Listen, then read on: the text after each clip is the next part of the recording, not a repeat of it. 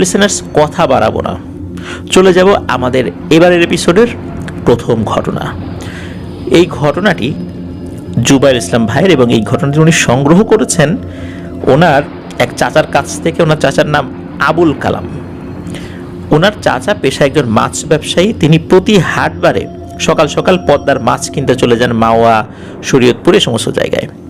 সরাসরি সেখানকার জেলেদের কাছ থেকেই তিনি মাছ কেনেন। এমনই এক প্রবীণ জেলে, যার নাম রইসউদ্দিন, স্থানীয় সবাই যাকে রাসু বলে চেনেন, তারই ঘটনা উনি শুনেছিলেন। আর সেই ঘটনাটি উনি পরবর্তীতে জুবায়ের ইসলাম ভাইকে বলেছিলেন। জুবায়ের ইসলাম ভাই আমাদের সামনে উপস্থাপন করেছেন। চলুন শুরু করি ঘটনা। সাল 1988 কি 89। রাসু জেলের বয়স তখন 25 কি 26। টকবগে যুবক তখন তিনি। ভয় ডর বা অতিপ্রাকৃত কোনো কিছুই তিনি গ্রাহ্য করেন না। সাহসী মানুষ হিসেবে এলাকায় তার বেশ নামডাক। এলাকার গণ্যমান্য ব্যক্তিরা রাত বিরেতে কোনো কাজ পড়লে ওনাকে তলব করতেন। তিনিও সাহসিকতার সাথে নিজের কাজ ঠিকভাবে সম্পন্ন করতেন। মানুষের বিপদ আপদে তাদের পাশে থাকতেন। জেলে পরিবারের হওয়ায় প্রায় তিনি তার জাল নৌকা নিয়ে রাতে বের হয়ে যেতেন মাছ ধরতে। পদ্মার বুকে রাত বিরেতে ঘুরে ঘুরে মাছ ধরতেন। এমনই একদিনের ঘটনা। হাটবার ছিল সেদিন। হাটে গিয়ে কেনাকাটা করতে করতে রাসু শুনতে পান তাদের এলাকার মেম্বার সাহেবের ছোট মেয়ে আগের দিন পানিতে ডুবে গিয়েছে। লোকজন অনেক খোঁজাখুঁজি করেও তার লাশ পায়নি। এসব শুনে রাসু খুব আফসোস করতে করতে ফিরে আসে। রাতের খাওয়া দাওয়া শেষ করে স্ত্রীকে ঘুমিয়ে পড়তে বলে আনুমানিক রাত 8টা নাগাদ বের হয়ে যান জাল, টেটা, বৈঠা এগুলো নিয়ে মাছ ধরতে। তখনকার সময় গ্রাম এলাকায় রাত 8টা মানে কিন্তু অনেক রাত। বিদ্যুতের আলো তখনও কিন্তু ওনাদের গ্রামে পৌঁছায়নি। এই রাসু নদীর পাড়ে এসে ওনার ছোট্ট নৌকায় সবকিছু তুলে নিয়ে বেরিয়ে পড়েন নদীর বুকে জাল ফেলতে। বেশ কিছুক্ষণ এদিক সেদিক টর্চ লাইটের আলো ফেলে মাছ ধরতে থাকে তিনি। সেদিন মাছ কম উঠছে দেখে তিনি ভাবেন সামনের গ্রামের ভেতর দিকে একটি খাল গিয়েছে, তার মোহনায় চলে যাবেন, তাহলে হয়তো মাছ একটু বেশি পাবেন। যেই ভাবা সেই কাজ। তিনি বৈঠা বেয়ে চলে যান পাশের গ্রামের খালের মোহনায়। সেখানে গিয়ে জাল ফেলতেই তিনি বেশ বড় সড়ো কয়েকটি মাছ পেয়ে যান। খুশি হয়ে আরও কয়েকবার জাল ফেলেন এবং প্রতিবারেই একটি দুটি করে বেশ বড় বড় মাছ পেয়ে গেলেন। এর আগে এক জায়গায় তিনি এত মাছ পাননি। মাছগুলোর মধ্যে বেশিরভাগই রাক্ষসের মাছ ছিল। তিনি এসব নিয়ে না ভেবে মাছ ধরতে ধরতে আর একটু ভেতরে গিয়ে জাল ছোড়েন। এবার তার মনে হলো বিশাল এক মাছ জালে আটকেছে। জাল টানতেও কষ্ট হয়ে যাচ্ছিল। তারপরও বেশ কিছুক্ষণ কষ্ট করে জাল কাছে টেনে আনতে সক্ষম হন তিনি, এবং জাল কাছে টেনে এনে টর্চের আলোয় দেখতে পান এতক্ষণ মাছ ভেবে তিনি যা টানছিলেন সেটা কোনো মাছ নয়, বরং বাচ্চা একটা মেয়ের লাশ। সাহসী মানুষ ছিলেন তিনি, তাই একটু হতভম্ব হয়ে গেলেও ভয় পেলেন না। তিনি জাল নৌকায় টেনে উঠিয়ে লাশের উপর থেকে জাল সরিয়ে দেখেন লাশটি আর কারো নয়, তাদের এলাকার মেম্বার সাহেবের ছোট মেয়ের। ভালো করে আলো ফেলে লাশটি দেখে তিনি বুঝতে পারলেন এতক্ষণ তিনি যে রাক্ষসে মাছগুলো পেয়েছেন সেগুলো এইসব বাচ্চা মেয়ের শরীর ভক্ষণ করতেই এসেছিল। কারণ মেয়েটার হাত পায়ের ফুলে ওঠা জায়গায় মাংস ছিঁড়ে নেওয়া হয়েছে বলে তার কাছে মনে হচ্ছিল। এগুলো মাছেই খাওয়া শুরু করেছিল আর কি। তিনি এই দৃশ্য দেখে খুবই কষ্ট পান। মাছগুলো ফেলে দিতেন, কিন্তু গরিব মানুষ ছিলেন তিনি, ভাবলেন মাছ ফেলে দিলে পরের দিন আর পরিবারের খাওয়া জুটবে না, তাই তিনি আর ফেলবেন না। তবে আর মাছ ধরলেনও না। সেদিন ফিরে গেলেন গ্রামে। ঘাটে পৌঁছে নৌকা রেখে তিনি মাছগুলো নিয়ে দ্রুত নিজের বাড়ির দিকে গিয়ে জাল, মাছ, বৈঠা এগুলো রেখে একটা চাটাই নিয়ে ফিরে আসেন। এসে চাটাই দিয়ে লাশটি মুড়ে পাচাকলা করে তুলে নিয়ে মেম্বার সাহেবের বাড়ির উদ্দেশ্যে রওনা হয়ে যান। পানি খেয়ে লাশ ফুলে ওজন বেড়ে যাওয়ায় তিনি একা বহন করতে পারছিলেন না, তাই যাওয়ার সময় ওনার পাশের বাড়ির এক ভাইকে হাঁক দিয়ে ডেকে নিয়ে চলেন সাথে। দুজনে মিলে গভীর রাতে মেম্বারের বাড়িতে পৌঁছে ডেকে তোলেন মেম্বার সাহেবকে। এমনিতেই মেয়ে হারানোর শোক, তারপর এত রাত্রে কেউ ডাকাডাকি করছে। বেশ বিরক্তই হন। বেশ রেগে মেগে বাইরে আসেন, কিন্তু বাইরে এসে অবস্থা দেখে রাগের স্থানে জায়গা করে নেয় সন্তান হারানোর কষ্ট। তিনি হাউমাউ করে কেঁদে ওঠেন। তার কান্না শুনে বাড়ির সবাই জেগে ওঠেন এবং বাইরে এসে নিজেদের মেয়ের এমন মর্মান্তিক লাশ দেখে কান্নায় ভেঙে পড়েন।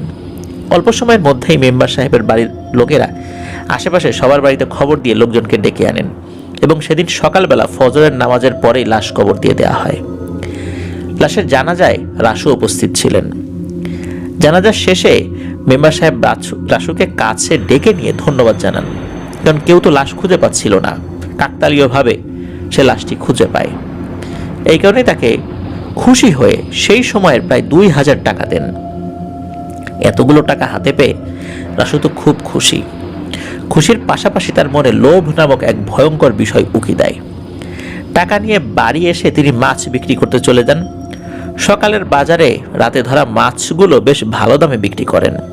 সব মাছ বিক্রি করে পরিবারের জন্য কেনাকাটা করে বাড়ি ফেরত আসেন। সব কেনাকাটার পরেও তার হাতে বেশ কিছু নগদ অর্থ রয়ে যায়। সারা রাত জেগে মাছ ধরে এবং লাশ নিয়ে দৌড়াদৌড়ির পর তিনি বেশ ক্লান্ত হয়ে ঘুমিয়ে পড়েন।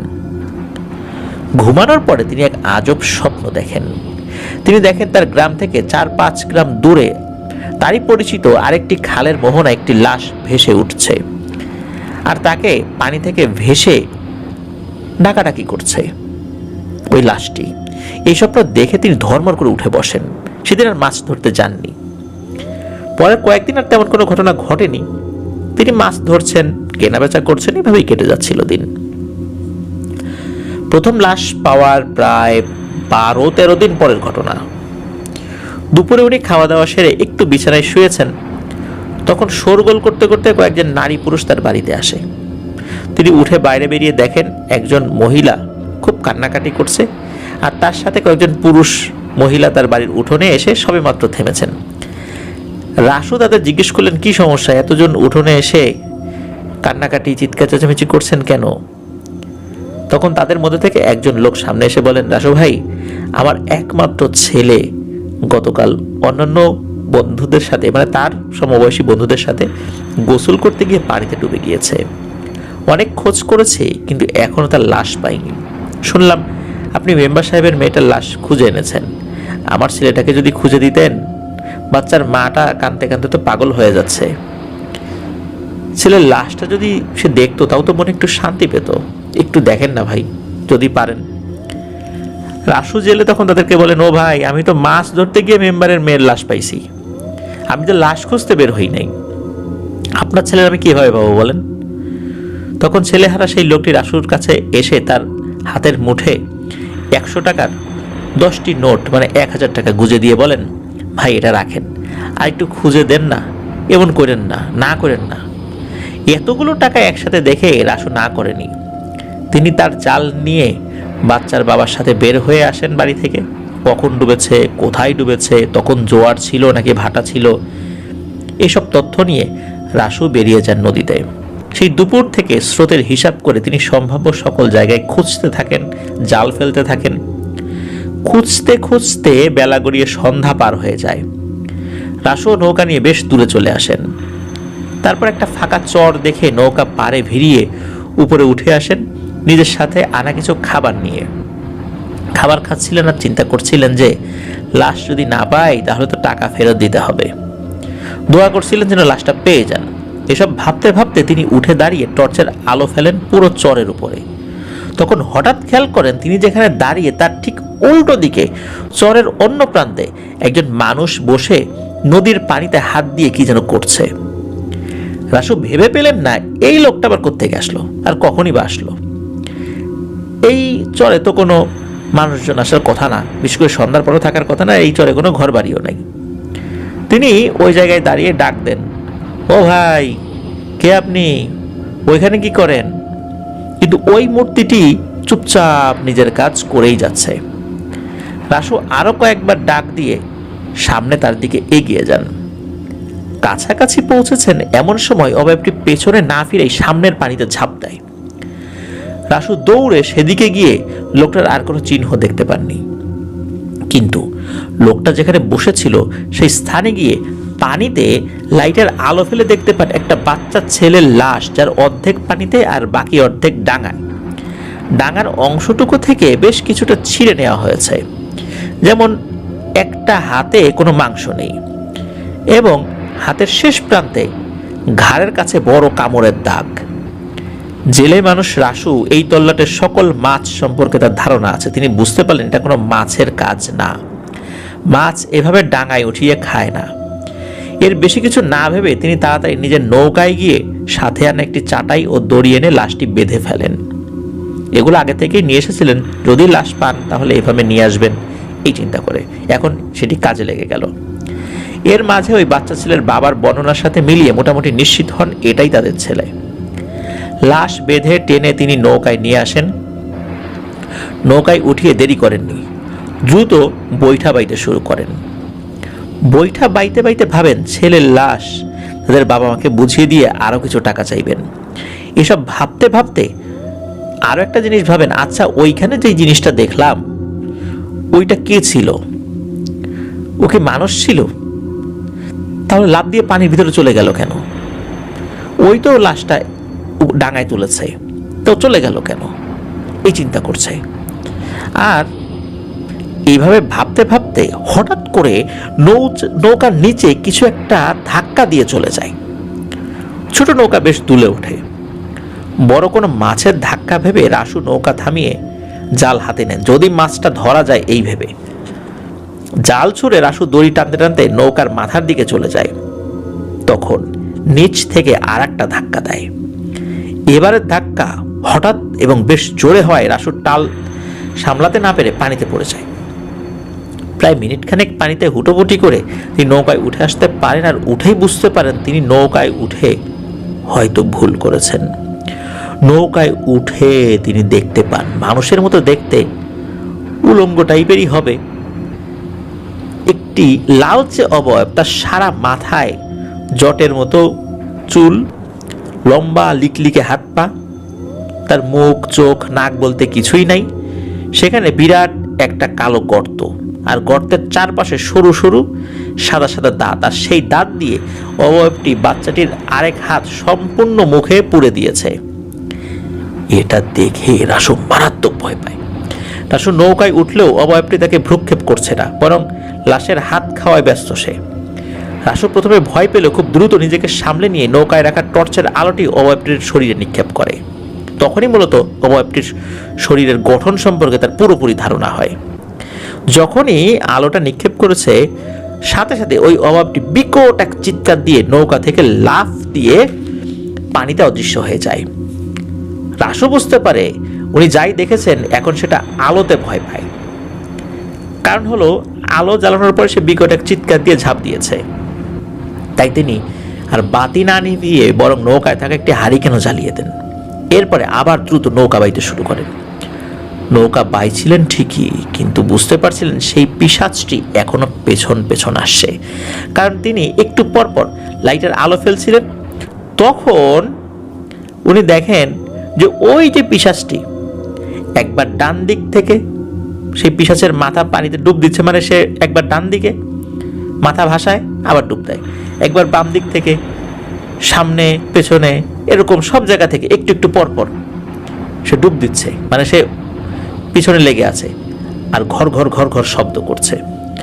রাসু কিন্তু খুব ভয় পাচ্ছিলেন, কিন্তু নিজের উপর নিয়ন্ত্রণ রেখে বইটা চালিয়ে যাচ্ছিলেন। প্রায় 1 ঘন্টা বৈঠা বেয়ে এমন ভয়ানক অবস্থা অতিক্রম করে অবশেষে তিনি তাদের ঘাট দেখতে পান। ঘাটের কাছাকাছি যখন এসেছেন তখন প্রচন্ড আক্রোশে তার পিছনে পানিতে কেউ যেন কিছু আশ্রে ফেলছে, আর প্রচন্ড শব্দ আসছিল, বিকট চিৎকার, এমন চিৎকার যা কোনো মানুষ বা চেনা কোনো প্রাণীর হতেই পারে না। এমন চিৎকার সেই ঘাটের আশেপাশের বাড়ির মানুষজনও শুনতে পায়।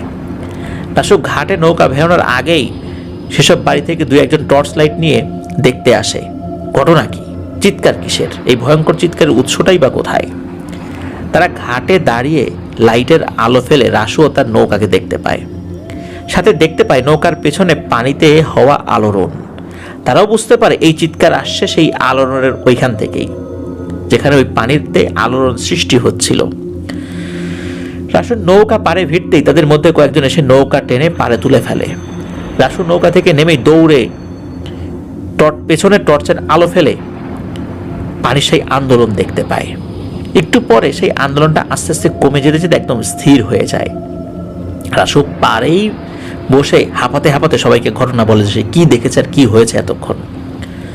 সবাই রাসুকে আর সেই লাশকে নিয়ে বাচ্চার বাড়ির দিকে রওনা দেয়।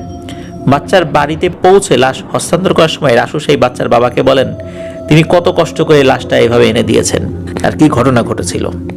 রাসু আরো বলেন, ভাই আপনার কথায় আমি এত ঝুঁকি নিয়ে লাশটা আনছি, কিভাবে আনছি কি দেখছি সেটা যদি আপনারা বলি আপনি তো বিশ্বাসই করতে চাইবেন না, তারপরে বললাম। যাক, সেটা আমার যেটা কষ্ট হয়েছে সেটা তো হয়েছেই, আর এই কষ্টের কারণে আমি হয়তো সামনের আরও কয়েকদিন মাছ ধরতেই যেতে পারবো না, আর সেই ক্ষতিপূরণ আপনাকে পুষিয়ে দিতে হবে, আরও টাকা দিতে হবে আমাকে। এই কথা শুনে বাচ্চার বাবা রাসুর কাছে খুব অনুরোধ করে বলে যে তার কাছে যে টাকা ছিল সে সেটা দিয়ে দিয়েছে, আর কোনো টাকা নাই তার কাছে। এসব শুনেও রাসু তো মানবেই না, চিৎকার চেঁচামেচি করে অস্থির করে ফেলেছে রাসু। তখন আশেপাশের যারা লোক ছিল তখন তারা বাচ্চার বাবাকে ধার স্বরূপ প্রায় 700 টাকা কালেকশন করে দিলে রাসু সেটা নেয়। রাসু টাকা দেখে সেই ভয়ানক পিশাচটির কথা বেমালুম ভুলে যায়। তারপর টাকা নিয়ে এসে আস্তে আস্তে বাড়ি ফেরত চলে আসে। এই দুটি লাশের খোঁজ এনে দেওয়ার পর এলাকায় রাসুর বেশ নামডাক পড়ে যায়। এরপরেও সে আশেপাশের বিভিন্ন গ্রামের বিভিন্ন পরিবারের সদস্যদের পানিতে ডুবে হারিয়ে যাওয়া লাশ খুঁজে এনে দেন। তবে সেই রাতের ঘটনার পর তিনি আর রাতে খুঁজতে বের হন না, দিনেই বের হন এবং সন্ধ্যা নামার আগেই বাড়িতে ফেরত আসেন। রাতে মাছ ধরতে যাওয়া বন্ধ করে দিয়েছিলেন একরকম। সাথে কেউ গেলে যেতেন, কিন্তু একা যেতেন না। এতে করে তার ইনকামও কমে আসছিল, কারণ সবসময় তার পানিতে ডুবে লাশ হারিয়ে যায় না, তাই না? এভাবে কিছুদিন যাওয়ার পর হঠাৎ একদিন রাত্রে 3 জন লোক রাসুর বাড়িতে আসে। নিজেদেরকে পরিচয় দেয় এবং পরিচয় হিসেবে বলে তারা বেশ দূরের এক গ্রাম থেকে আসছে। তাদের মধ্যে একটু বয়স্ক যিনি, তিনি বলেন, রাসু ভাই, আমার ছেলে পানিতে ডুবে গিয়েছে আজ সহ 3 দিন, অনেক খুঁজেও পাই নাই। এরপর ওর কাছে খবর নিয়ে জানতে পারি যে আপনার কথা, তা আপনার কাছে আসছি, শুনছি আপনি নাকি ডুবে যাওয়া লাশ খুঁজে দিতে পারেন। একথা শুনে রাসু বলেন, ভাই পারি তো ঠিক আছে, কিন্তু আজকে তো হবে না, কালকে সকালে আসেন। আমি রাতের বেলা লাশ খুঁজি না, কারণ অনেক ভয়ানক ঘটনা ঘটছে এর আগে, আর এই কাজে কিন্তু আমি টাকা নেই, টাকা নিয়ে আসেন কালকে। তখন সেই লোক এগিয়ে এসে রাসুর হাতে নগদ 5,000 টাকা দিয়ে বলেন, এখানে 5,000 টাকা আছে, লাগলো আরও দিব, কিন্তু আর দেরি করতে পারবে না, এখনই যেতে হবে। এমনিতেই 3 দিন হয়ে গেছে, এরপরে মাছে খাওয়া শুরু করলে তখন তো লাশের কিছুই থাকবে না ভাই।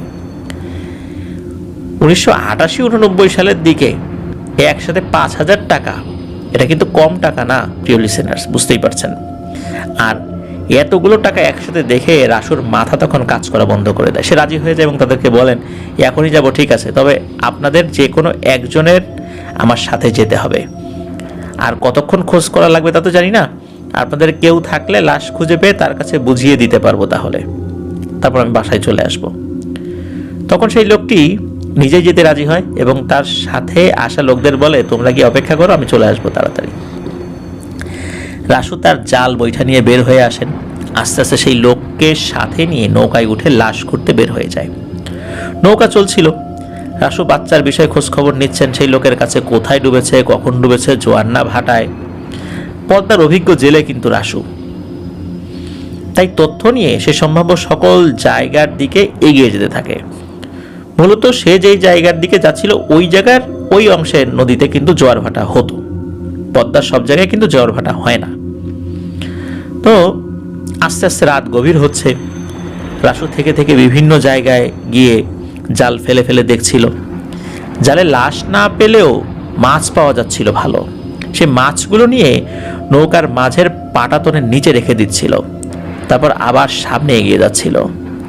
এদিকে সেই লোকটি যে রাসুর সাথে এসেছিল সে চুপচাপ নৌকার আর এক প্রান্তে বসে পানির দিকে এক মনে কি যেন দেখছে। প্রথম কথা বললেও পরে সে আর তেমন কোনো কথাবার্তা বলছিল না। এদিকে খুঁজতে খুঁজতে প্রায় মধ্যরাত হয়ে গেছে। তখন রাসু লোকটিকে বললেন, ভাই, লাশ পাই বা না পাই, টাকা কিন্তু ফেরত চাইতে পারবেন না। একথা শুনে লোকটি শুধু বললেন হু, মানে হু বললেন, আর কিছু না। রাসু জেলে তার আন্দাজ মতো খুঁজতে থাকেন, নৌকা বাইতে থাকেন, সন্দেহ হলে কোথাও কোথাও জাল ফেলেন, কিন্তু লাশের দেখা তিনি আর পান না। এভাবে চলতে চলতে কোথায় চলে এসেছেন অন্ধকার রাতে ঠিক বুঝতে পারছিলেন না। এমন সময় লোকটা বলে ওঠে, সামনে একটা চর আছে, ওইখানে নৌকাটা একটু ভেরাও। রাসু চরে নৌকা ফেরানোর কথা শুনে আশ্চর্য হয়ে যান, আবার ভয়ও পান, কারণ এর আগের বার এই লাশ খোঁজার সময় চরের অভিজ্ঞতা কিন্তু তার মোটেও ভালো ছিল না। তিনি লোকটাকে বলেন, ভাই চরে নৌকা ফেরানো যাবে না, ঝামেলা আছে। তখন লোকটি তাকে বলেন, আরে ভয় পাও কেন মিয়া, আমি চোর ডাকাত না, আর তোমার কাছে এমন কি আছে যে আমি ডাকাতি করব? এভাবে বেশ কিছুক্ষণ বোঝানোর পর অল্প সময় পারে ভেরাবেন, তবে উনি সাথে যাবেন এই হিসাবে রাজি হন। লোকটি সম্মতি দিলে নৌকা চরের পারে ভিড়িয়ে দুইজনে নেমে পড়েন। হেঁটে দুইজন চরের মাঝামাঝি আসার পর লোকটি ওনাকে দাঁড়িয়ে থাকতে বলে একটু সামনের দিকে এগিয়ে নদীর আর এক দিকে পানির কাছাকাছি গিয়ে বসেন। রাসু খেয়াল করে লোকটির দিকে। রাসু জেলে দেখতে পায় যে লোকটি পানির কাছে গিয়ে হাঁটু মুড়ে বসে হাত দিয়ে পানিতে বাড়ি দিচ্ছে আর কিছু একটা বলছে। শুনে মনে হচ্ছিল সে কাউকে ডাকছে। রাসু জেলে বেশ অবাক হয়ে যান এমন কাণ্ড দেখে। সে পেছন থেকে লোকটিকে বেশ কয়েকবার ডাক দেয়, কিন্তু সেই লোক রাসুর ডাকে কান না দিয়ে একইভাবে পানিতে বাড়ি দিতে থাকে এবং কি যেন একটা বলতে থাকে। অল্প কিছুক্ষণ পরে চাঁদের আলোয় হঠাৎ রাসু ওই লোকটার সামনের দিকে পানিতে একটি আলোড়ন দেখতে পায়। ভালো মতো দেখার জন্য রাসু একটু এগিয়ে গিয়ে টর্চ লাইটের আলো ফেলেন এবং বুঝতে পারে যে তিনি আজকের রাতে এসে কি ভুলটাই না করছেন। তিনি দেখেন পানির নিচ থেকে একটা বিশাল দানবীয় সরীসৃপ জাতীয় কিছু একটা, এই জিনিসটা মুখে করে একটা লাশ টেনে নিয়ে পারে উঠেছে। এটা দেখে রাসু ভয়ে পেছন ফিরে দৌড় দিতে যাবেন, এমন সময় রাসু জেলের সাথে আসা ওই লোকটি রাসুকে ডাক দেয়। রাসু সেদিকে তাকিয়ে দেখেন লোকটি বসা থেকে উঠে দাঁড়িয়েছে এবং তার মুখ যেটা মুখাবয়ব আস্তে আস্তে সেটা পরিবর্তন হতে শুরু করেছে। রাসু তার দিকে লাইট ধরে পেছন দিকে যেখানে তার নৌকা বাঁধা সেদিকে সরতে থাকে এবং রাসু দেখতে থাকে যে আস্তে আস্তে লোকটির নাক, মুখ, কপাল সবকিছু অদৃশ্য হয়ে সেখানে বিশাল একটা কালো গর্ত তৈরি হয়েছে। সেই অবস্থায় ওই অবয়বটি বলে ওঠে, এরে রাসু, সেদিন তো আমার খাবার নিয়ে গেলি জোর করে, আজকে কি করবি রে রাসু? আজকে তো তোকে বাঁচানোর উপায় নাই কারোরই। এ কথা বলার সাথে সাথে রাসু দেখে পানি থেকে যে সরীসৃপটি উঠেছিল সেটি 4 হাত পায়ে ভর দিয়ে রাসুর দিকে এগোতে থাকে। এটা দেখে রাসু পেছনে ফিরে নৌকার দিকে দৌড় দেয়, কিন্তু সে একটু দেরি করে ফেলে। সরীসৃপের মতো ওই পিশাচটি দৌড়ে এসে রাসুর ডান পায়ের 3টে আঙ্গুল কামড়ে ধরে। প্রচন্ড জোরে কামড় দিয়েছিল। রাসু প্রচন্ড ব্যথা তো পাচ্ছিল, কিন্তু সেদিকে ভ্রুক্ষেপ না করে জীবন বাঁচানোর জন্য কোনো মতে পা ছাড়িয়ে নিয়ে দ্রুত দৌড়ে নৌকার কাছে চলে আসে। নৌকা নিয়ে দ্রুত সরে যেতে থাকে। জীবনের মায়ায় সে তখন দিক বিদিক নৌকা বাইতে থাকে, আর পেছনের সেই চর থেকে শুনতে পায় সেই ভয়ঙ্কর অভাবটি জোর গলায় বলতে থাকে, রাসুরে, আজকে যা, তোর সাথে আবার দেখা হবে। আজকে আমার খাবার এসে গেছে তো তাই বেঁচে গেলি। তোকে তো নিয়ে আসছিলাম, কিন্তু আজকে মনে করেছিলাম যে তোকেই খাবো, তবে খাবার চলে আসছে। তবে দেখা হবে রে রাসু, আবার দেখা হবে, সেদিন কিন্তু আর বাঁচবি না। এরকম কথা বলতে থাকে। রাসু কিন্তু শুনছে যে ওরা এই কথাগুলো বলছে চিৎকার করে। রাসু পেছনে ফিরে দেখার সাহস করেনি। টর্চের আলো জেলে রেখেই দ্রুত নৌকা বাইতে থাকার চিৎকার করে আল্লাহ তাআলার দরবারে সাহায্য প্রার্থনা করতে থাকে। এভাবে কতক্ষণ নৌকা বেয়েছে বা কোথায় এসে পড়েছে সে বুঝতে পারেনি। আতঙ্কে, ভয়ে, পরিশ্রমে সে নৌকার উপরে জ্ঞান হারিয়ে পড়ে যায়। নিচে পড়েনি, ভাগ্য ভালো, মানে পানির মধ্যে পড়েনি। জ্ঞান যখন ফেরে তখন রাসু জেলে নিজেকে একটি বালুর ট্রলারে আবিষ্কার করে। বেশ বেলা হয়ে গিয়েছে তখন। আশেপাশে তাকে বেশ কিছু অপরিচিত লোক দেখতে পান যে তারা তার দিকে তাকিয়ে আছেন। রাসু উঠে বসতে গিয়ে পায়ে মারাত্মক ব্যথা অনুভব করেন। তারপরও কষ্ট করে উঠে বসে দেখেন তার পায়ে একটি গামছা পেঁচিয়ে রাখা, সেখান থেকে ফোঁটা ফোঁটা রক্ত পড়ছে। এই সময় ট্রলারের প্রধান মাঝি, যিনি মাঝি, তিনি এসে রাসুর কাছে বসেন এবং বলেন, ভাই, তোমার আমরা মাঝ নদীতে একটা নৌকায় অজ্ঞান অবস্থায় পাইছি। তোমার পায়ের থেকে তখন ভীষণ রক্ত পড়তেছিল। তোমার বাড়ি কই আর কি হয়েছিল এই রাতে কত? এরপরে রাসু তার সাথে ঘটা রাতের ঘটনা তাদেরকে শোনান।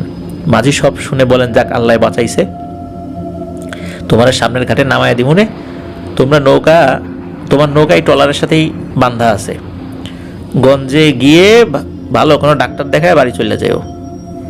কথা শেষ করে প্রধান মাঝি রাসুকে কিছু টাকা দিয়ে পরের ঘাটে নামিয়ে দেন। এরপরে রাসু ডাক্তার দেখিয়ে পা ব্যান্ডেজ করে বিকেল নাগাদ অতি কষ্টে বাড়ি ফেরত আসেন। সে রাতে সরীসৃপের মতো সেই পিশাচ যে কামড় দিয়েছিল, এই কামড়ে রাসুর পায়ের 3টি আঙ্গুলের সামনের অংশ হারিয়ে ফেলে। আর বাড়ি ফিরে দীর্ঘদিন যাবৎ অসুস্থ ছিল। অনেক ডাক্তার কবিরাজ দেখিয়ে সুস্থ হতে হয় তাকে। আল্লাহর অশেষ রহমতে সে ভালো হয়ে যায়। আবার অনেক হুজুরের কাছ থেকে উনি তদবির নিয়েছিলেন যাতে করে এই জিনিসটি পরবর্তী তার ক্ষতি করতে না পারে। এরপর আর কোনোদিন রাসু লাশ খুঁজতে বা মাছ ধরতেই যায়নি। জীবিকার তাগিদে অন্য কাজ করছেন। তিনি এখন বৃদ্ধ, ব্যবসা বাণিজ্য করছেন, আলহামদুলিল্লাহ ভালো আছেন। প্রিয় লিসেনার্স, এটি ছিল ঘটনা। রাসু জেলের এক্সাক্ট গ্রামের নামটা জানা যায়নি, যার কারণে আমরাও উল্লেখ করতে পারিনি সেটা। তবে ঘটনাটি আমার কাছে খুব দারুণ লেগেছে। আশা করছি প্রিয় লিসেনার্স ঘটনাটি আপনাদের কাছেও ভালো লেগেছে। আর ভালো লাগলে কিন্তু আমাদের চ্যানেল সাবস্ক্রাইব করতে ভুলবেন না প্রিয় লিসেনার্স। সাবস্ক্রাইব যেই জায়গাটা রয়েছে ওখানে জাস্ট একটু প্রেস করে দেবেন। আর আমাদের চ্যানেলের লিঙ্কটা কিন্তু আপনারা শেয়ার করে দিতে পারেন আপনাদের বন্ধু বান্ধবদের কাছে। মেসেঞ্জারে লিঙ্কটা শেয়ার করে দিতে পারেন, হোয়াটসঅ্যাপে শেয়ার করে দিতে পারেন। হোয়াটসঅ্যাপে শেয়ার করলে সাবস্ক্রাইব করতে বেশ সুবিধা হয়। প্রিয় লিসেনার্স, আমাদের ফেসবুক পেজ এবং গ্রুপের লিঙ্কটাও কিন্তু আপনারা শেয়ার করে দিবেন প্লিজ। আর আমাদের পরিবারের সদস্য হয়ে যেতে কিন্তু ভুল করবেন না। আপনারা আপনাদের মূল্যবান মতামতগুলো কিন্তু পোস্ট করে বা কমেন্ট করেও জানাতে পারবেন।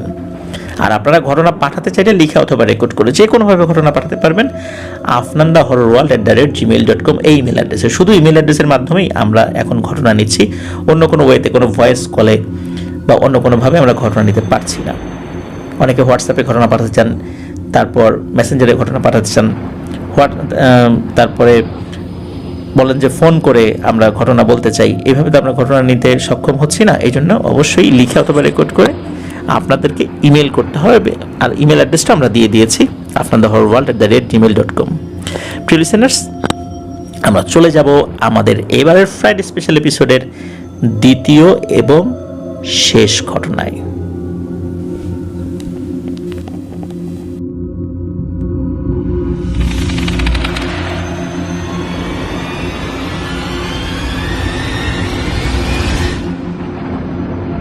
প্রিয় লিসেনার্স, এখন যে ঘটনাটি আপনাদের সামনে উপস্থাপন করতে যাচ্ছি, এই ঘটনাটি যিনি আমাদেরকে দিয়েছেন সঙ্গত কারণে তার নামটি আমরা বলতে পারছি না, ছদ্মনাম ফাহিম দিলাম আমরা। উনি বর্তমানে ওমান প্রবাসী। চলুন শুরু করি ঘটনা। উনি যেভাবে ঘটনা পাঠিয়েছেন ঠিক সেভাবেই আপনাদের সামনে উপস্থাপন করছি। ঘটনাটি আমার সাথে ঘটা শুরু হয়েছিল একদম ছোট থেকে, আমার মায়ের মুখে শোনা। তখন আমার বয়স 2 কি 3 মাস। হঠাৎ করে কোনো একদিন সন্ধ্যা হওয়ার কিছু সময় পর আমাকে যেখানে শুইয়ে রাখা হয়েছিল, যেই বিছানায়, সেখানে খুঁজে পাওয়া যাচ্ছিল না। আমাকে বিছানায় না দেখে আমার মা হঠাৎ করে আঁতকে উঠল। এদিক সেদিক খোঁজাখুঁজি শুরু হলো এবং খুঁজে না পেয়ে মা চেঁচিয়ে কান্না শুরু করে দিলেন। আম্মুর কান্না শুনে আমার ঘরের ও বাড়ির লোকজন সবাই একই স্থানে জড়ো হয়ে গেল। মায়ের মুখে আমার উধাও হয়ে যাওয়ার কথা শুনে সকলে মিলে খোঁজাখুঁজি আরম্ভ করে দিলেন, কিন্তু কেউ কোথাও খুঁজে পেলেন না আমাকে। এই নিয়ে বাড়িতে শোরগোল শুরু হয়ে গেলে আশেপাশের লোকজনও একত্র হয়ে যায় আমাদের বাড়িতে। এই নিয়ে বিভিন্ন জন বিভিন্নভাবে মন্তব্য করতে থাকে। হঠাৎ আনুমানিক 2 ঘন্টা পর ঘরে আমার রুমের ভেতর থেকে আমার কান্নার আওয়াজ শুনে সবাই অবাক হয়ে যায় এবং ঘরের ভিতর ছুটে যায়। আমার আম্মু আমাকে তুলে বুকে জড়িয়ে আদর করতে থাকে এবং হাউমাউ করে কাঁদতে থাকে। এই কান্না খুশির কান্না। সবাই আম্মুকে সান্ত্বনা দিতে থাকে। হঠাৎ আম্মু একটা জিনিস লক্ষ্য করে, আমার শরীর থেকে বেশ সুগন্ধি বের হয়ে আসছে। এমন সুগন্ধি জীবনে কেউ পায়নি কখনো। বাড়িতে উপস্থিত সকলেই অবাক, সকলেই বিষয়টা নিয়ে সন্দেহ করতে লাগলো এবং বাড়িতে হুজুর ডেকে বিষয়টা পরিষ্কার হওয়ার কথা বলতে লাগলো। আমার বাবা তখন দেশের বাইরে ছিলেন। আমার পরিবারে তখন আমার দাদা, দাদি, আমার চাচা এবং আম্মু ছিল। সকলের উপদেশ পেয়ে দাদা হুজুরকে ডেকে আনার জন্য ছুটে গেলেন।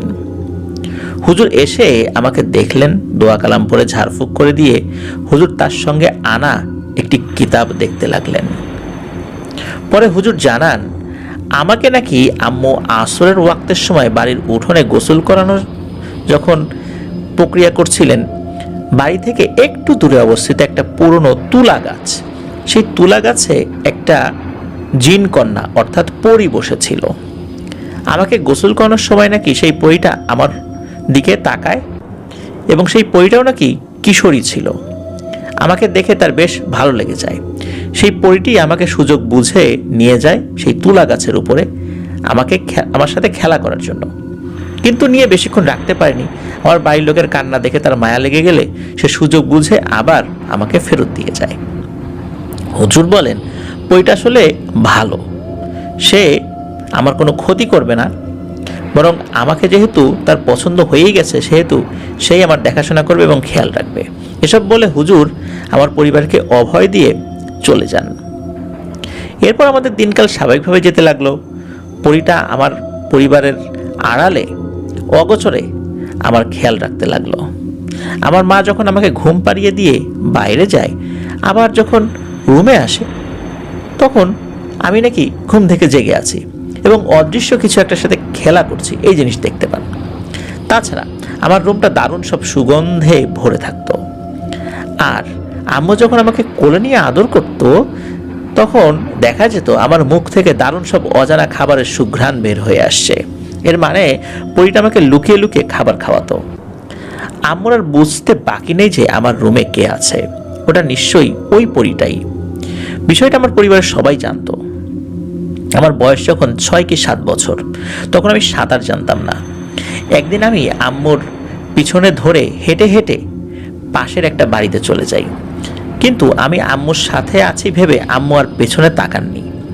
ওই বাড়ির সামনে একটা পুকুর ছিল, কি বুঝে আমি সেই পুকুর পাড়ের দিকে চলে গেলাম, আর মনের অজান্তে আমি পা ছিটকে সেই পুকুরেই পড়ে যাই। আর আম্মু হঠাৎ পেছনের দিকে ফিরে আমাকে দেখতে না পেয়ে বাড়ির রাস্তার দিকে দৌড়ে ছুটে আসে এবং আমাকে খুঁজতে গিয়ে পুকুরের দিকে তাকিয়ে এক অবাক করা দৃশ্য তিনি দেখেন। আমি পুকুরের মাঝখানে চিত হয়ে সাঁতার কাটছি, অথচ আমি সাঁতারই জানতাম না। আমার বাড়ির কেউই আমাকে সাঁতার শেখায়নি। আম্মু এই দৃশ্য দেখে বাকরুদ্ধ হয়ে এক নজরে তাকিয়ে থাকে পুকুরের দিকে। কি বলবে আর কি করবে কিছুই বুঝে উঠতে পারছে না। হঠাৎ ওই বাড়ির এক জ্যাঠা দোকান থেকে বাড়িতে ফিরছিলেন। তিনি আম্মুকে পুকুর পাড়ে দাঁড়িয়ে থাকতে দেখে জানতে চাইলেন কেন আম্মু এখানে দাঁড়িয়ে আছে। আম্মু তখন তার সম্বিত ফিরে পায়, হঠাৎ আটকে ওঠে এবং জেঠুকে পুকুরের দিকে আঙুল দিয়ে ইশারা করে দেখিয়ে দেন, কিন্তু মুখ দিয়ে কোনো কথাই বের হচ্ছিল না আম্মুর। জেঠু তখন আর কোনো কিছু জিজ্ঞেস না করে ওই অবস্থায় পুকুরে ঝাঁপ দেন এবং আমাকে নিয়ে আসেন। আম্মু তখন আমাকে জড়িয়ে ধরে কান্নাকাটি শুরু করে দিলেন। তখন ওই জেঠু আমাকে কোলে করে বাড়িতে এনে দেন।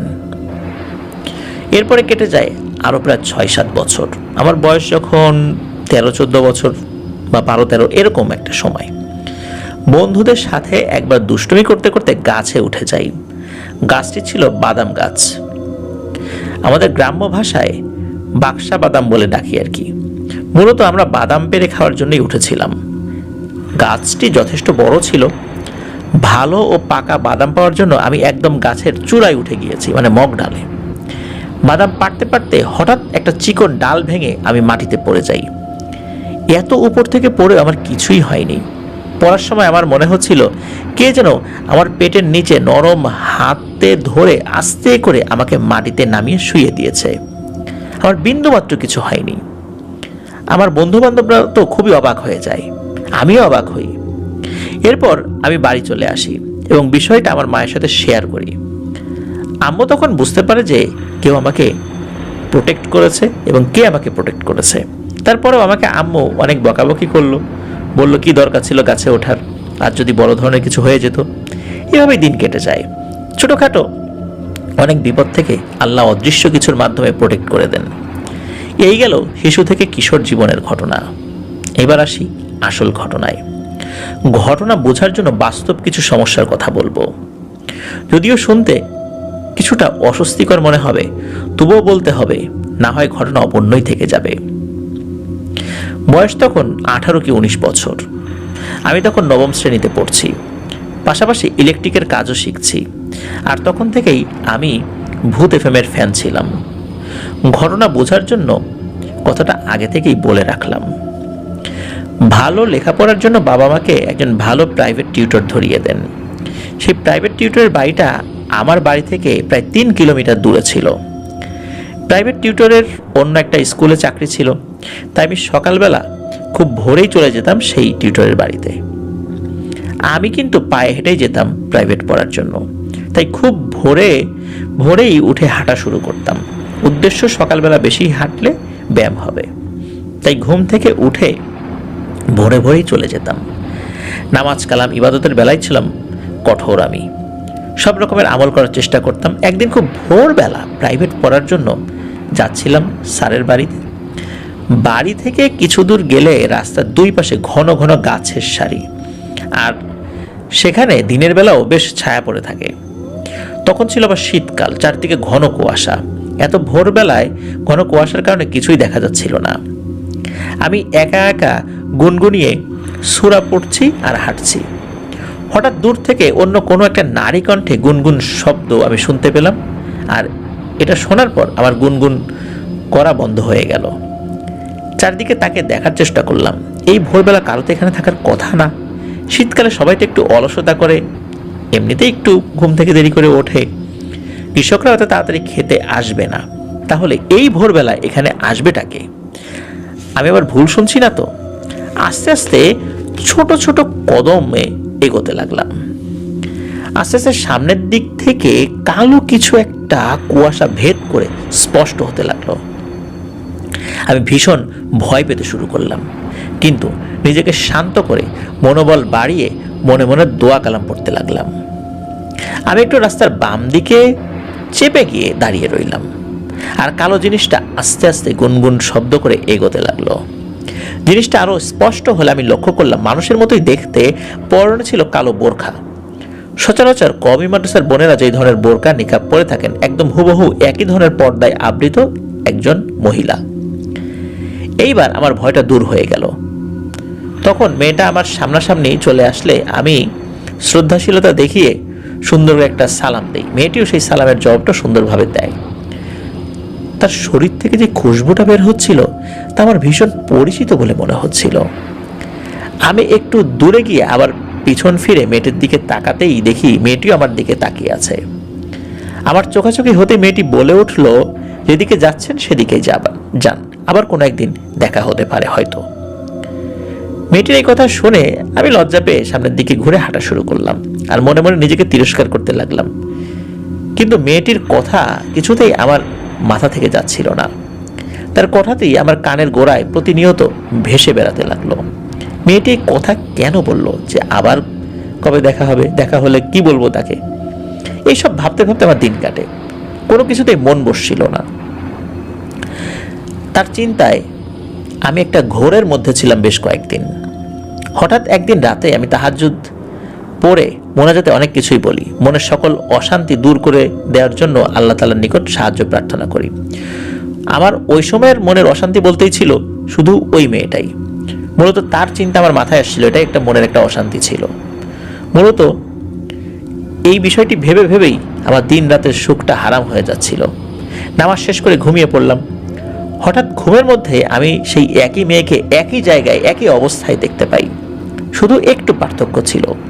প্রথম দিন আমি সেই মেয়েকে একা দেখেছিলাম, কিন্তু আজ দেখি তার সাথে আরো 2 জন মেয়ে। আমি ভাবলাম হয়তো তার বান্ধবী বা ক্লাসমেট হবে, এরকম কিছু। আমি মেয়েটিকে সালাম দিলাম। মেয়েটি সালামের জবাব দিলে সেটি শুধু বুঝতে পারি, বাদ বাকি সে কি সব বলছিল তার কিছুই বুঝলাম না। এজন্য এক অন্য অদ্ভুত ভাষা। মেয়েটি যা যা বলার বলে চলে গেল। হঠাৎ ফজরের আজানে আমার ঘুম ভাঙলেই বুঝতে পারি রাতের ঘটনাটি নিছক স্বপ্নই ছিল। যাই হোক, মেয়েটিকে দ্বিতীয়বার দেখার পর কিছুটা হালকা লাগছিল, তা স্বপ্নেই হোক আর যেভাবেই হোক। কিন্তু আমি লক্ষ্য করলাম আমার পুরো রুমটা এক ধরনের পরিচিত সুগন্ধে ভরে গেছে। এটি কি হচ্ছে? জিনিসটা যদি স্বপ্নই হয় তাহলে এই দারুণ সুগন্ধি আসছে কোথা থেকে? আমি একটা ঘোরের মধ্যে চলে যাই। হঠাৎ পাশের রুম থেকে আম্মুর ডাক, আমাকে নামাজের জন্য ডাকছে। আমি জবাব দিয়ে উঠে মসজিদে চলে গেলাম নামাজ পড়ার জন্য।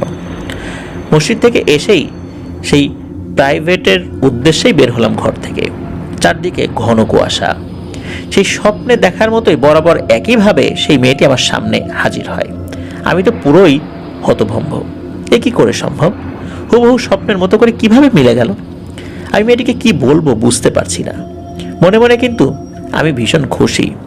মেয়েটি আমাকে বলল, কি মিয়া, কি ভাবছেন? দেখাই তো হওয়ার কথা ছিল, তাই না?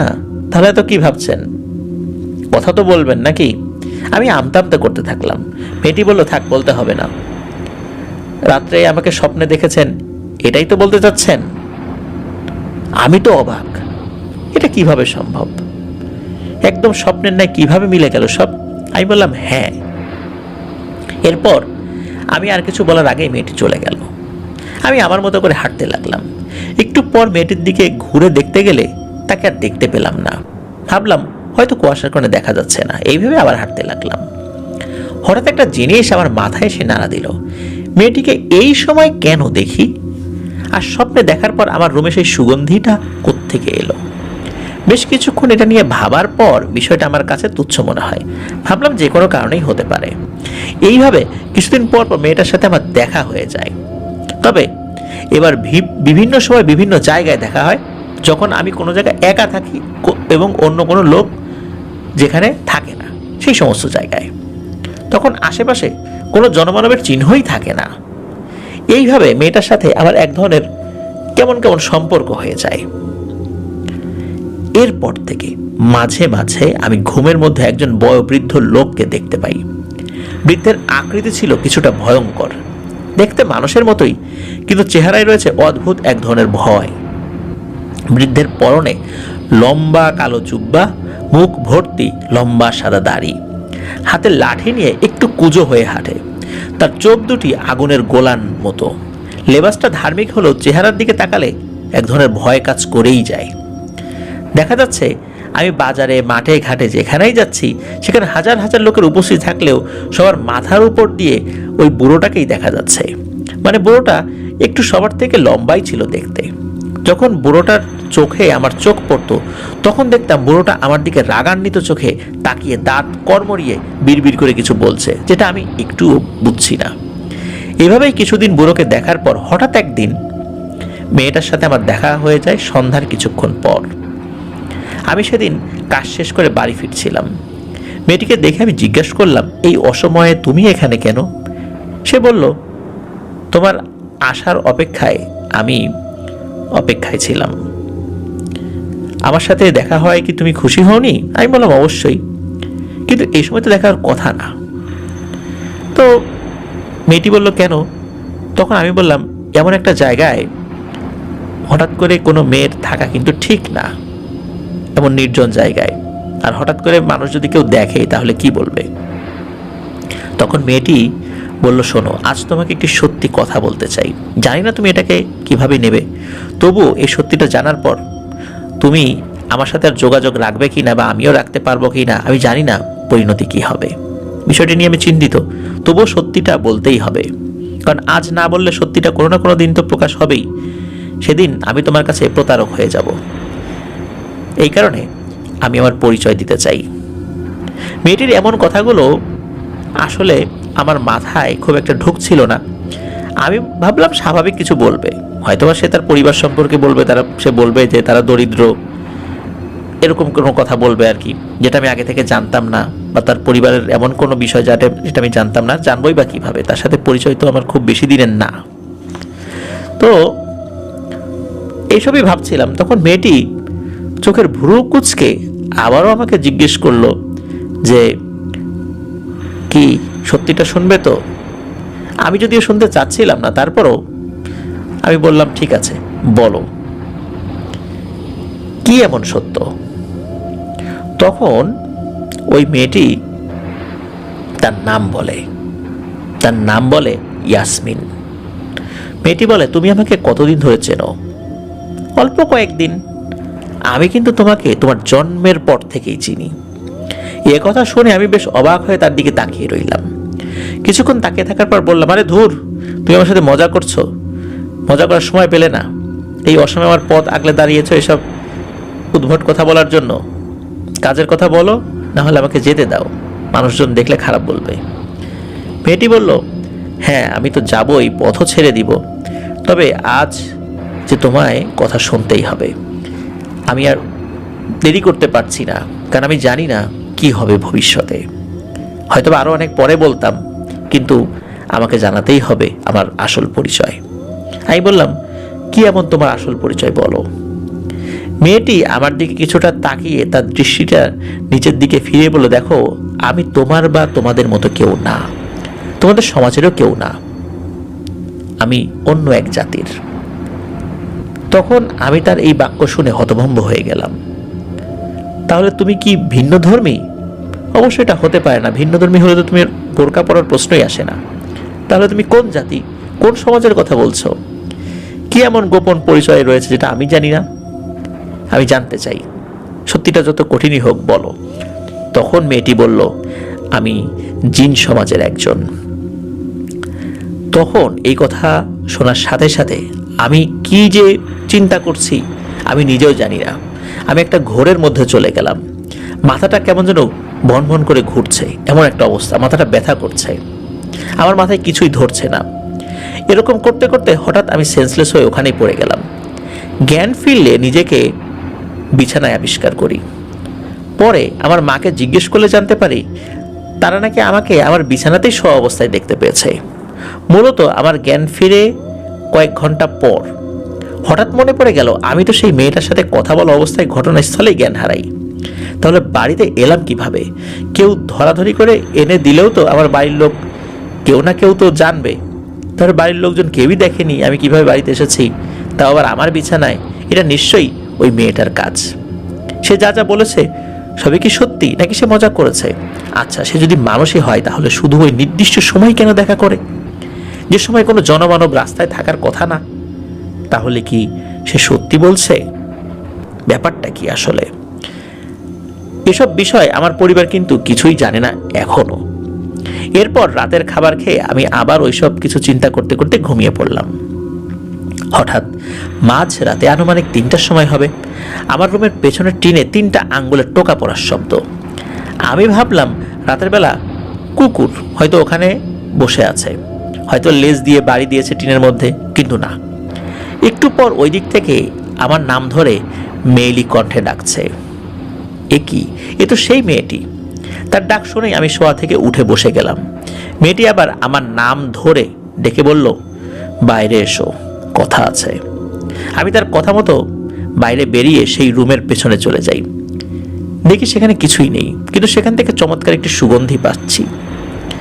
তাহলে কি সেই পরীটাই সত্যি এসেছে? এটা তো তারই সুগন্ধি। আবারও আমার নাম ধরে তার ডাক পড়লো। আমি তাকিয়ে দেখি সে আমার বাড়ির কোণে সেই তুলা গাছটির নিচেই দাঁড়িয়ে রয়েছে। আমি সাথে সাথে ছুটে গেলাম সেখানে। সে আমাকে জিজ্ঞেস করলো, এখন কেমন আছো? আমি বললাম, ভালো আছি। মেয়েটি বলল, আমি জানি তোমার মনের মধ্যে কি চলছে, কিন্তু কিছুই করার নাই, এটাই সত্য। তোমার উপর আমার নজর সেই শৈশবকাল থেকেই। তুমি জানো আমার বয়স কত? আমি বললাম, তুমি না বললে আমি কিভাবে জানবো? সে বলল, আমার বয়স 150 বছর। তার বয়সের কথা শুনে আমার চোখ কপালে, মনে হচ্ছিল আবার সেন্সলেস হয়ে যাব, কিন্তু না। মেয়েটির একটা কথা আমার সান্ত্বনা ফেরত আসলো। সে জানায় তাদের নাকি অনেক লম্বা হায়াত। তার বয়স অনুযায়ী সে এখন কিশোরী মাত্র। তাদের ভেতরে এমন অনেকেই রয়েছে যারা অনেক নবী রাসূলদেরকেও দেখেছেন, অনেকে সাহাবায়ে কেরামদেরকেও দেখেছেন। এসব শুনে আমি তার দিকে অবাক নজরে চেয়ে রইলাম আর ভাবতে লাগলাম, ও বলছেটা কি? আমার বয়স 20-এর কোটায়, আর ওর বয়স 150 বছর। কিভাবে কি? সে বলল, এতদিন ধরে তোমাকে পাহারা দিয়ে আমি নজরে নজরে রেখেছি। উপযুক্ত সময় হওয়ায় তোমার সামনে আমি প্রকাশ হয়েছি, কিন্তু পরিচয় দিতে চাইনি, আরও পরে পরিচয় দিতে চেয়েছিলাম, কিন্তু কোনো একটি কারণে আমি পরিচয় দিয়ে দিলাম। এর মধ্যেই ইয়াসমিন আমাকে বলে আমার সাথে আমাদের দেশে যাবে। একথা শুনে আমি হঠাৎ চমকে উঠলাম। সে এইভাবে আমাকে তার দেশে নিয়ে যাবার প্রস্তাব করবে আমি ভাবতেও পারিনি। আমি বললাম, তোমাদের দেশ মানে? তোমাদের দেশে কেন যাব? না না, তুমি আমার দেশ, আমার বাড়িঘর ছেড়ে আমাকে কোথাও নিও না, আমি কোথাও যেতে পারবো না। তখন ইয়াসমিন বলল, তুমি কি ভয় পাচ্ছ নাকি আমার সাথে যেতে? ভয়ের কিছু নাই, আমি তোমাকে আবার এখানে দিয়ে যাব। আজকে আমাদের দেশে আমার এক প্রতিবেশীর বিয়ে, তোমাকে আমাদের দেশ ঘুরে দেখাবো, দেখবে আমাদের সংস্কৃতি, বিয়ে অনুষ্ঠান এগুলো কেমন হয়। আমি তখন বিয়ের অনুষ্ঠানের কথা শুনে যাওয়ার জন্য একটু লোভ হলো, মূলত সেগুলো দেখতে কেমন হয় তা দেখার জন্য। মা দাদিদের মুখে শুনতাম পরীদের রাজ্যের বিভিন্ন ঘটনা, কিন্তু আজ স্বয়ং যাওয়ার প্রস্তাব পেয়ে হঠাৎ যাওয়ার আগ্রহ জেগে বসলো। তখন আমি বললাম, আচ্ছা যেতে পারি, কিন্তু একটা শর্তে, আমাকে কিন্তু আবার এনে দিতে হবে, আমি কিন্তু সেখানে থাকতে পারবো না। মেয়েটি বলল, আচ্ছা সমস্যা নেই, রাতের মধ্যেই আবার তোমাকে পৌঁছে দেবো ইনশাল্লাহ। আমি বললাম, দাঁড়াও, আমি জামা কাপড় পরিবর্তন করে আসি। মেয়েটি বলল, কিচ্ছু লাগবে না, চোখটা বন্ধ করো। আমি চোখ বন্ধ করে আবার খুলে দেখি অবাক কাণ্ড, আমার সম্পূর্ণ সাজসজ্জা পাল্টে গেছে। খুব সুন্দর একটা পাঞ্জাবি পাজামা আমার পরনে। আমি তার দিকে তাকিয়ে জিজ্ঞেস করতে যাব, ওই মুহূর্তে সে মুচকে একটা হাসি দিয়ে বলল, অবাক হওয়ার কিছু নেই, চলো। আমি বললাম, আচ্ছা তোমাদের দেশ কোথায়? তখন সে একটি জায়গার নাম বলল, সেটি ঠিক মনে নাই আমার। সেখানে নাকি মানুষের যাওয়ার সাধ্য নেই, যদি কোনো জিন বা পরী কাউকে সাথে করে নিয়ে যায় তাহলেই সম্ভব। এই বলে মেয়েটি আমাকে আবারও বলল, চোখটা বন্ধ করো। আমি সাথে সাথে বাধ্য ছেলের মতো চোখ বন্ধ করলাম। একটু পর আমি অনুভব করলাম আমি যেন শূন্যে ভাসছি, কিন্তু ও বলার অপেক্ষায় চোখ খুলছি না, কোথায় যেন ভেসে ভেসে চলে যাচ্ছি। সে কিন্তু আমার হাত ধরে আছে। হঠাৎ চোখ খুলতে বললে আমি চোখ খুলে অবাক হয়ে গেলাম। দেখলাম সেখানে সম্পূর্ণ দিন, কিন্তু কোনো সূর্য নেই। এত সুন্দর দিনের আলো, চারদিকে চিরসবুজের বাগান, ফুলে ফলে দারুণ সুঘ্রাণে ভরপুর চারদিক। সেখানে গিয়ে আমি অনেকক্ষণ ঘুরলাম ওর সাথে। একটু পর মেয়েটি আমাকে, ইয়াসমিন আমাকে বলল, চলো আমরা বিয়ের অনুষ্ঠানে যাই। আমি বললাম, আচ্ছা চলো, দেখে আসি তোমাদের এখানে কিভাবে বিয়ে হয়। তখন ওর সাথে আমি হাঁটা শুরু করলাম। হঠাৎ কিছু দূর গিয়ে দেখি একটা নদী, নদীর ওপার একটা বিশাল বৃক্ষ, খুব সুন্দর বৃক্ষটি। এই বৃক্ষের নিচে অনেকগুলো মানুষের সমাগম দেখা যায়। আমি বললাম, ওখানে এত মানুষ কেন? ইয়াসমিন নামের পরী আমাকে বলল, আমরা এখন ওখানেই যাব, সেখানে বিয়ের অনুষ্ঠান চলছে, গেলেই দেখবা। আমি বললাম, বেশ, তো যাবো কিভাবে? নদী পার হবো কিভাবে? এখানে তো কোনো নৌকাও নেই। সে বললো, কোনো চিন্তা নেই। নদীতে ছিল অসংখ্য জাতের সুন্দর সুন্দর ফুল, যেগুলোর পাতা বেশ বড় বড়। ইয়াসমিন আমাকে বলে, ওই ফুলের পাতার উপর হাঁটতে। আমি অবাক হয়ে বললাম, আরে বলো কি তুমি, এই পাতার উপর দিয়ে কিভাবে হাঁটবো? পড়ে যাব না? তখন সে বলল, আরে কিচ্ছু হবে না, তুমি আমার পেছন পেছন আসো। আমি সেটাই করলাম। অবশেষে নদী পার হয়ে যাই এবং পার হয়ে সেই বৃক্ষের নিচেই গেলাম। গিয়ে দেখি বেশ সুন্দর জাঁকজমকপূর্ণ জমকালো আয়োজন, সুন্দর সুন্দর খাবার বানিয়ে বড় বড় টেবিলের সারি সারিভাবে সাজিয়ে রাখা আছে। হরেক রকম ফল ফলাদি, হাজার আইটেমের মিষ্টান্ন জাতীয় খাবার, একদম চোখ ধাঁধানো আয়োজন। সেখানে বেশিরভাগই অল্প বয়সী যুবতী মেয়ে, অন্যান্য বয়সের নারী পুরুষও আছে, তবে সংখ্যায় তারা বেশ কম। বেশ কয়েকটা তরুণী ইয়াসমিনের সাথে আমাকে দেখে একজন আরেকজনের সাথে কানাকানি করে কিছু বলছে। আর আমার অবশ্য মনে মনে একটু ভয়ও কাজ করছিল, এখানে সবাই জিন জাতি আর আমি একলাই মানুষ, আমার যদি কিছু করে ফেলে। মনে মনে আবার একটু সাহস সঞ্চয় করে নিলাম। আমি তো নিজে থেকে আসি নাই, আমাকে আনা হয়েছে, যা বোঝার ইয়াসমিন বুঝবে। এক পর্যায়ে বর এবং কনেকে নিয়ে আসা হলো পালকিতে করে। হঠাৎ করে যেই দৃশ্য দেখলাম সেটা দেখার জন্য আমি মোটেও প্রস্তুত ছিলাম না। স্বপ্নে দেখা সেই অদ্ভুত বৃদ্ধটি এইখানে বসে আছে একটা বড় সোনালী চেয়ারে। মূলত বিয়ের কাজটি ওই বৃদ্ধ লোকটি সম্পন্ন করবেন। আমি ইয়াসমিনকে হাত দিয়ে টাচ করে ইশারা দিয়ে বললাম, এই বৃদ্ধ লোকটিকে? তাকে তো আমি বেশ কয়েকবার স্বপ্নে দেখেছি, ইনি এখানে কেন? ইয়াসমিন তখন আমাকে অবাক করে দিয়ে জানায়, এই বৃদ্ধ লোকটি তার দাদু, তাদের এলাকার জিন সমাজের মুরব্বী। আমি তখন আর কিছুই বললাম না। হঠাৎ একসময় বৃদ্ধতার দৃষ্টি আমার দিকে পড়ে। আমাকে দেখার সাথে সাথে বৃদ্ধের চেহারা কেমন যেন রাগে লাল হয়ে যেতে লাগলো, সেই স্বপ্নে দেখার মতো। আমি বেশ ভয় পেতে লাগলাম। মনে মনে চিন্তা করছি কখন বাড়িতে ফেরত আসবো। ইয়াসমিনকে বললাম, আমাকে বাড়িতে দিয়ে আসো, আমি এখানে থাকতে পারছি না, আমার ভীষণ ভয় করছে। ইয়াসমিন বলে, আমি বুঝতে পেরেছি, তুমি কিসের ভয় পাচ্ছ? ভয় পেও না, আমি যতক্ষণ তোমার সাথে আছি ততক্ষণ তোমার কোনো ভয় নেই। কিন্তু না, ওর এই কথায় তবু আমার সান্ত্বনা মিলছে না, আমার কিছুই ভালো লাগছে না। অপেক্ষা ছিলাম কতক্ষণে বিয়েটা শেষ হবে আর কখন বাড়ি ফিরবো। আমি এত টেনশনে ছিলাম যে এত রঙের বাহারি লোভনীয় খাবারগুলোর প্রতি আমার কোনো আগ্রহ কাজ করছিল না। আমি সেখানে কিচ্ছু খাইনি। অতঃপর বিয়ের কাজ সম্পন্ন হলে ইয়াসমিন আমাকে বলে, চলো তোমাকে পৌঁছে দিয়ে আসি। আমি এবার যেন হাফ ছেড়ে বাঁচলাম। আসার সময় আমরা একটা গাছের বাগানের ভেতর দিয়ে হাঁটা শুরু করলাম। হাঁটতে হাঁটতে ইয়াসমিন আমাকে বলে, তুমি কেন এত ভয়ে ছিলে তা আমি জানি, এবং এই কারণেই আমি তোমাকে আমার পরিচয়টা তাড়াতাড়ি দিয়েছি। আমি বললাম, তুমি জানতে? তাহলে বলো কি জানতে। আমাকে অবাক করে দিয়ে সে বলা শুরু করলো, আমার দাদু তোমাদের মানব সম্প্রদায়কে কিছুতেই সহ্য করতে পারেন না, তাই তিনি যখন বুঝতে পারলেন আমি কোনো একটা মনুষ্য সন্তানের সাথে দেখা করি, তখন থেকে তিনি আমাকে ফলো করতেন। আমি বললাম, কেন? তিনি কেন মানুষকে দেখতে পারেন না, তার কারণটা কি? মেয়েটি বলল, আমার বাবার করুণ মৃত্যুই হলো তার কারণ। আমি তখন জিজ্ঞেস করলাম, তোমার বাবার করুণ মৃত্যু মানে? এখানে কি মানুষের কোনো হাত রয়েছে যেই কারণে তোমার দাদু আমাদেরকে কিছুতেই দেখতে বা সহ্য করতে পারেন না? মেয়েটি জবাবে বলল, হ্যাঁ, মনুষ্য জাতি হলো আমার বাবার মৃত্যুর কারণ। তুমি কি জানো আমার বাবার সাথে কি হয়েছিল? সে এক করুণ ঘটনা। সে বলতে থাকলো সেই ঘটনাটি। একদিন আমার বাবা তোমাদের এই জগতে এসে রাতের বেলা কোনো এক রাস্তা দিয়ে হাঁটছিলেন। চাঁদনি রাত, হঠাৎ আবহাওয়া খুব সুন্দর হয়। বাবা একটি খেজুর গাছের নিচে বিশ্রাম করার জন্য বসে পড়েন। মনের অজান্তে ঘুমিয়ে পড়েন। সেই পথ দিয়ে একজন কবিরাজ কোনো এক বাড়ি থেকে কবিরাজি শেষ করে ফিরছিল। হঠাৎ কবিরাজ আমার বাবার কাছাকাছি এলে কোনো কারণে সে বুঝতে পারে এখানে অস্বাভাবিক কোনো কিছুর উপস্থিতি রয়েছে।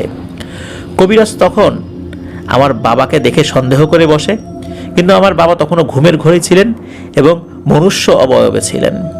কবিরাজ সেই সুযোগে আমার বাবার উপর তার তন্ত্রবিদ্যা প্রয়োগ করে এবং আমার বাবাকে সে তার জাদুবিদ্যা দিয়ে বন্দী করে ফেলে। মূলত সে তার স্বার্থ হাসিল করার জন্যই আমার নিরীহ বাবাকে সে বন্দী করেছিল। সে ভেবেছিল আমার বাবাকে বশ করে যে সকল কাজ মানুষের পক্ষে করা অসম্ভব, সেই সকল কাজ আমার বাবাকে দিয়ে সহজেই করিয়ে নিয়ে তার শক্তি দিন দিন বাড়িয়ে নেবে। কিন্তু তার এই সমস্ত প্রস্তাবে আমার বাবা সাড়া দেননি। কবিরাজ আমার বাবাকে জোর করতে থাকে বারবার, আর আমার বাবা কড়াকড়িভাবে জানিয়ে দেন যে তার পক্ষে কিছুতেই এমন নোংরা এবং শরীয়ত বিরোধী কাজ করা সম্ভব নয়, কারণ আমার বাবা একজন পরহেজগার জিন ছিলেন।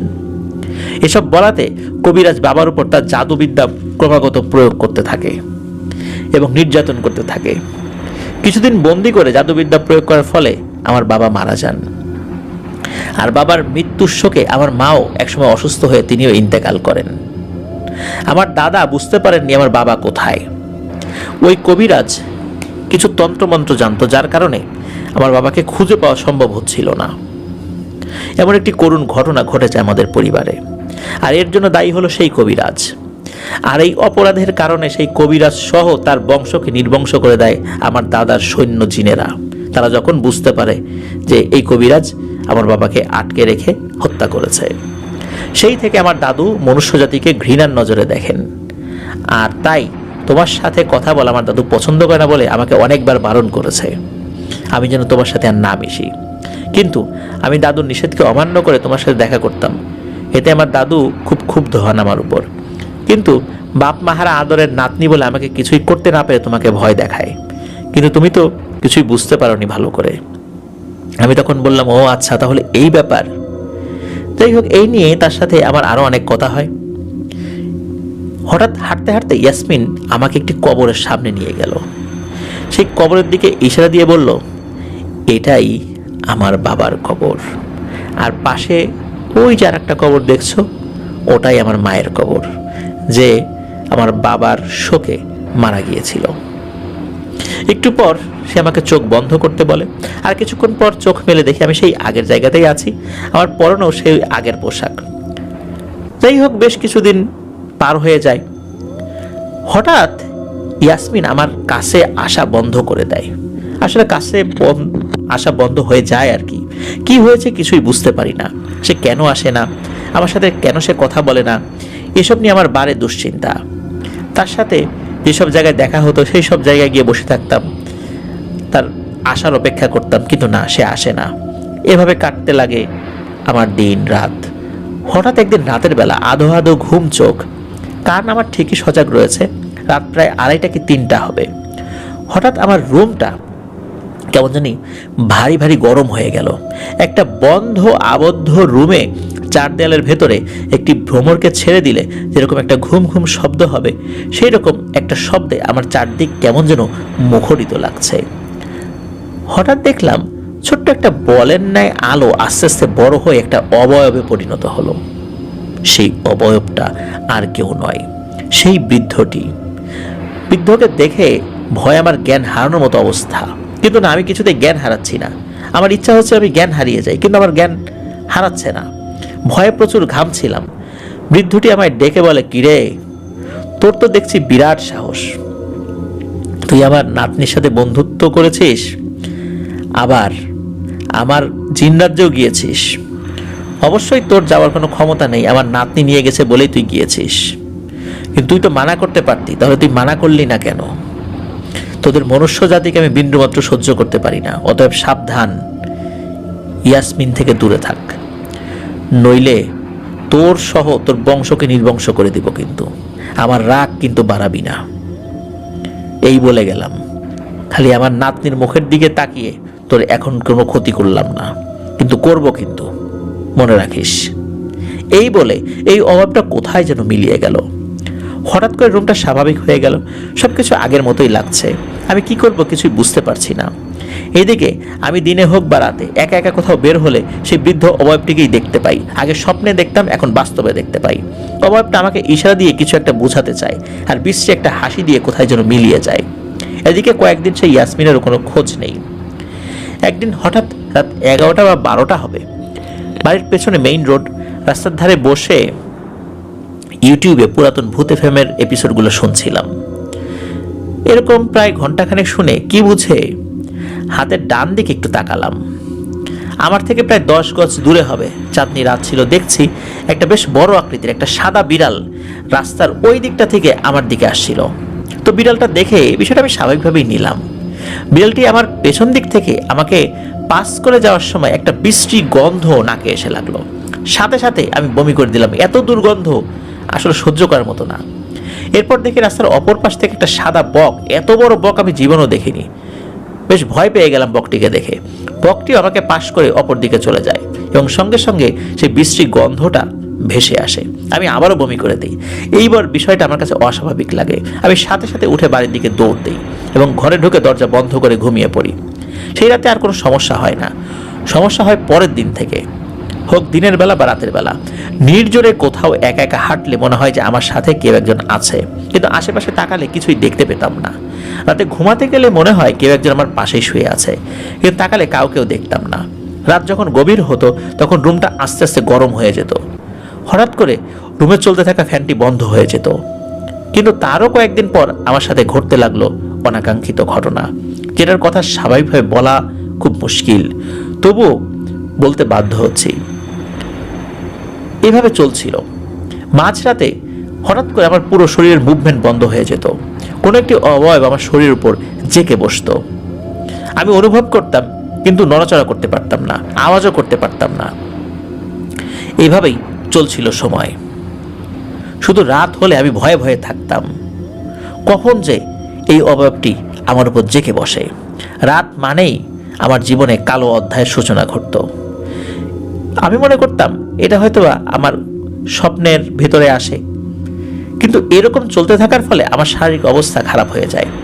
অল্প কিছুদিনের মধ্যে আমি একদম শুকিয়ে যাই, শারীরিকভাবে ভীষণভাবে দুর্বল হয়ে পড়ি, যেটা আমার পরিবার লক্ষ্য করে এবং লক্ষ্য করাটাই স্বাভাবিক। তারা আমার কাছে জানতে চাইলে আমি খুব একটা কিছু বলতে পারতাম না।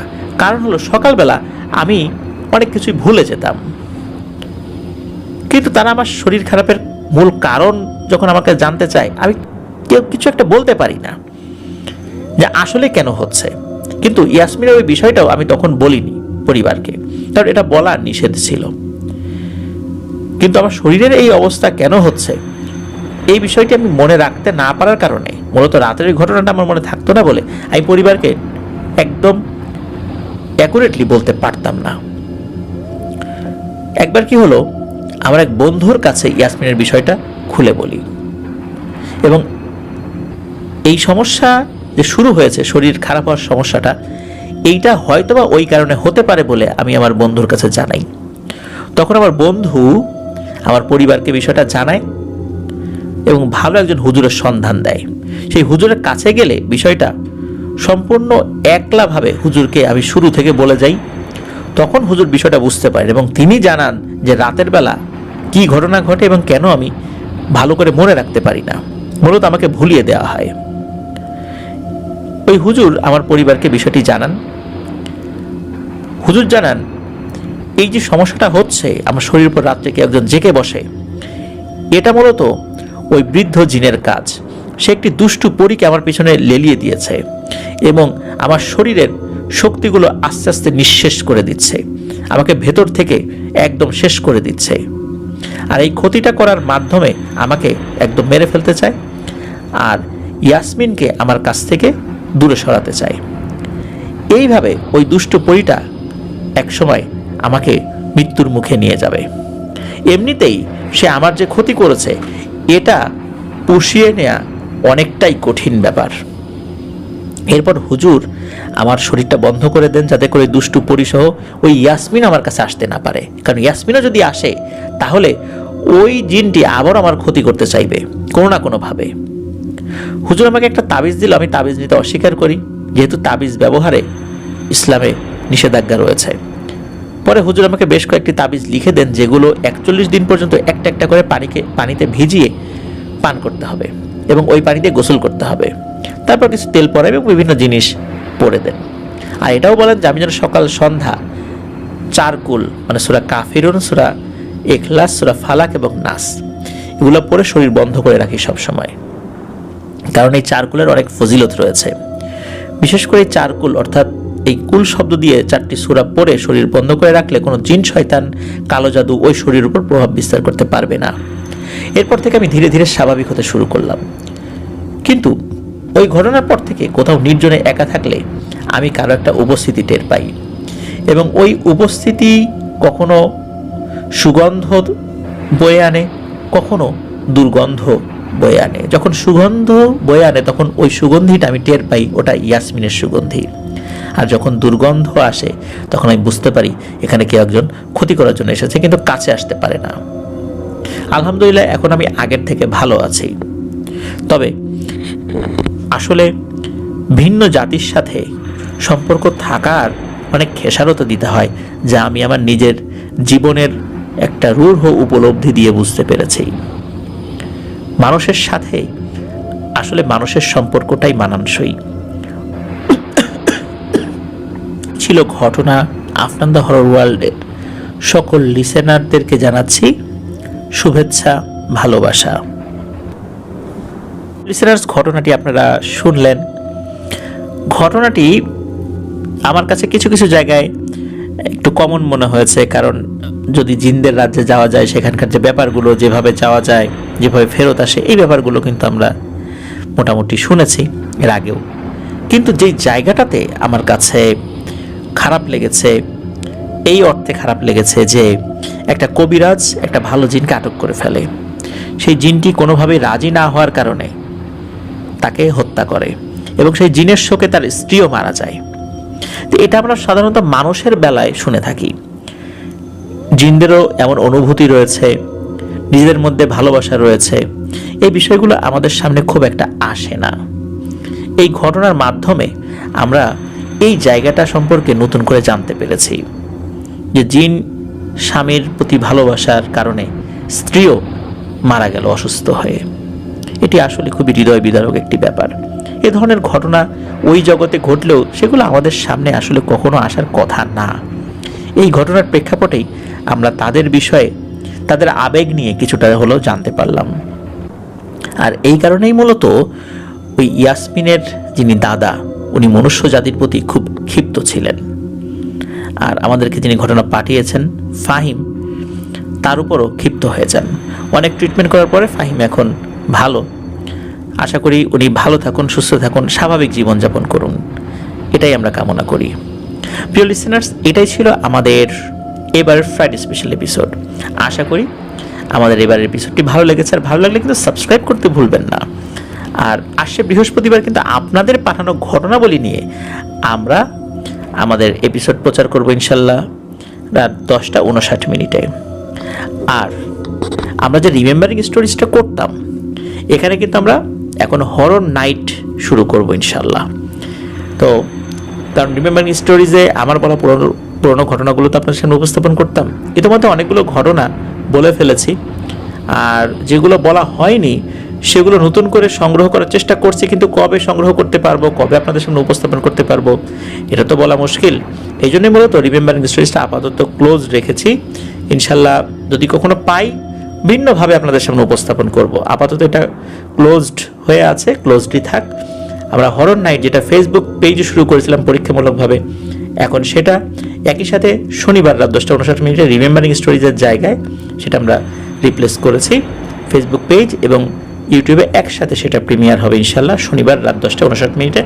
এখন থেকে শনিবারে কিন্তু আপনারা নতুন ঘটনাই পাবেন ইনশাল্লাহ প্রতিনিয়ত, তবে একটি করে ঘটনা আমরা উপস্থাপন করব।